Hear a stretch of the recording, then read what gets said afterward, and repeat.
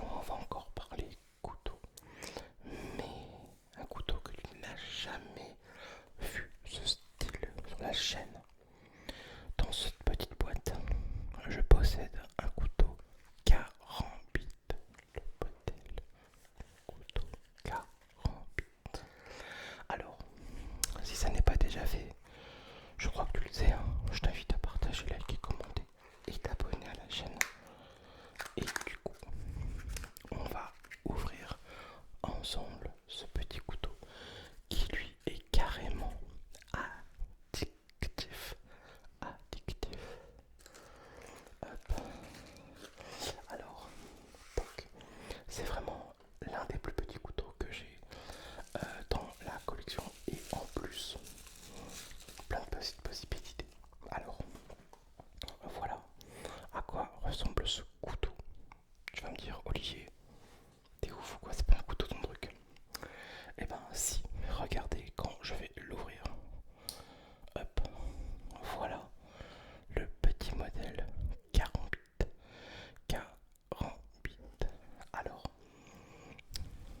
pour information, le modèle Carambit, ça c'est un modèle Rikiki, un modèle EDC porte-clés, d'accord, à avoir sur soi.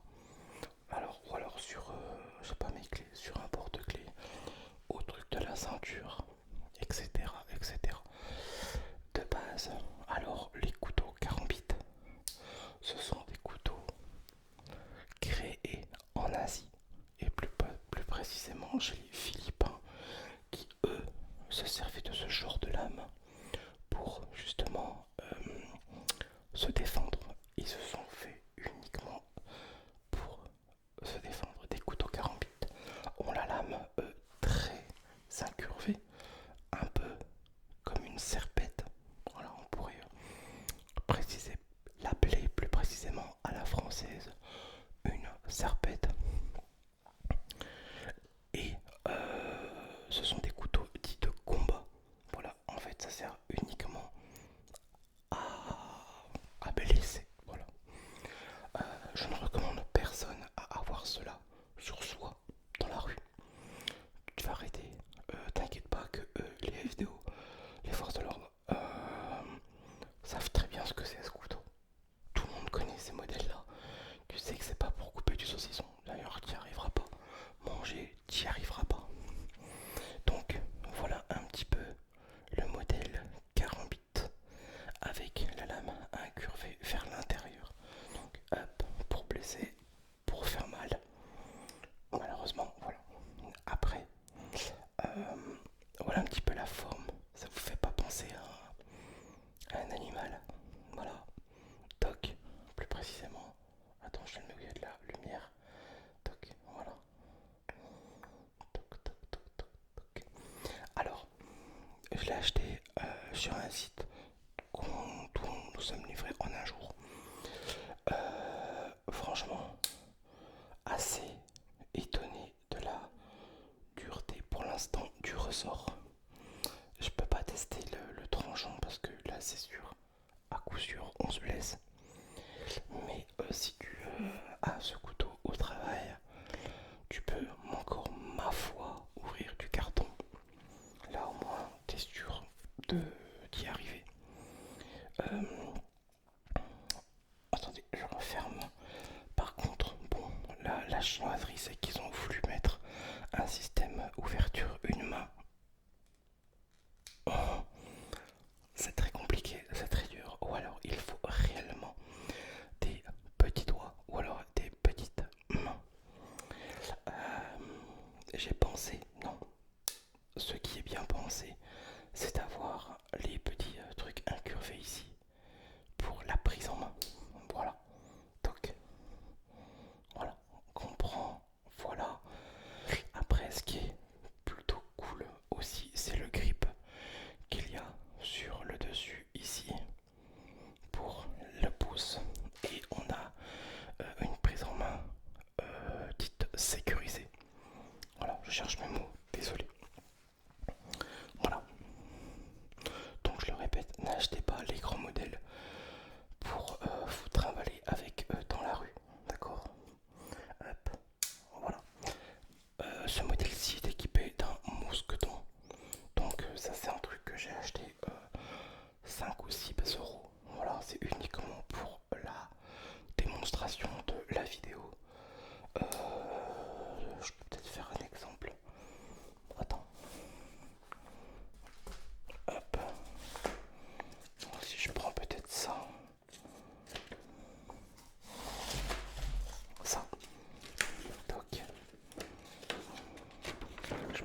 feuille.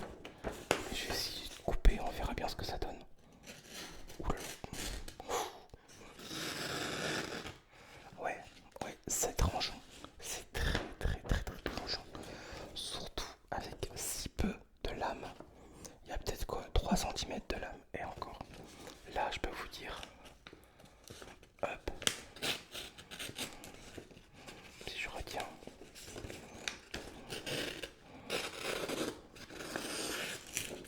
Et encore, je ne force pas. Ouais, donc voilà. Par contre, ce qui est addictif, c'est de, voilà, de pouvoir jouer avec. Et tu sais que quand tout bon collectionneur, comme moi, tous les soirs, quand tu regardes la télé, ou alors si tu es sur ton canapé, tu as un couteau à côté de toi avec lequel jouer et qui énerve ta femme. D'accord? Quand tu joues à l'ouvrir, le fermer à une main, et puis le refermer, et ça fait clac, et ça fait clic, et pam pam pam, bref. Et celui-là, il pourrait être cool à la ceinture. Au moins, il est petit, il est dissuasif. On le voit pas, c'est pas un gros couteau que tu vas porter en port inside, comme je peux voir sur des chaînes YouTube, et tu vas au magasin. Et si jour-là, malheureusement, tu tombes sur un agent de sécurité et qui a envie de te palper, et en plus, alors qu'il en a le droit, tu te fais prendre avec ça, coco. Déjà, il te laisse pas rentrer, en plus, il appelle les flics. Comme ça, au moins, déjà, le sport interdit de base. Après, tu te fais prendre avec un opinel. C'est un peu différent, voilà. Mais carambite, tout le monde sait que c'est pas fait pour couper du saucisson. Donc voilà, petit modèle. Ouais, ça pourrait être intéressant pour du cutter, pour tout ce qui est de travail de manutention. Mais voilà, un petit peu. Hop, je te refais vite fait voilà, une petite photo, enfin, des petits moments de. Hop, le ressort est bon, je le précise. Ça ici, le ressort du mousqueton aussi. Ouais, ouais. Les vis, là ici c'est du plastique, hein, le manche, c'est pas terrible. Mais il y a de quoi, devenir un petit peu fou de ce genre de couteau. Et peut-être que par la suite dans des collections, tu peux avoir des modèles beaucoup plus grands, beaucoup plus accessibles. Pour 50, 60 euros, t'en as. Tu vois, je m'amuse déjà avec. C'est pas bon signe pour la suite. Et, et voilà. Après, tu peux aussi te procurer en faux. Ils en font des faux. Tout en PVC plastique pour les entraînements. Pour pouvoir manier les couteaux comme ça, comme ça. Enfin, moi là-dedans, j'y connais rien. C'est pas mon kiff. C'est pas mon trip du tout.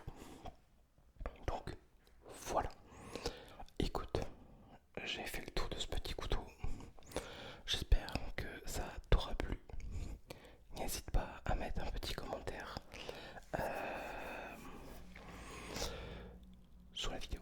Ça me ferait énormément plaisir. Peut-être que je crois que je vais le faire gagner. Je vais pas garder ça, ça m'intéresse pas du tout. Encore une fois, je l'ai acheté pour la vidéo.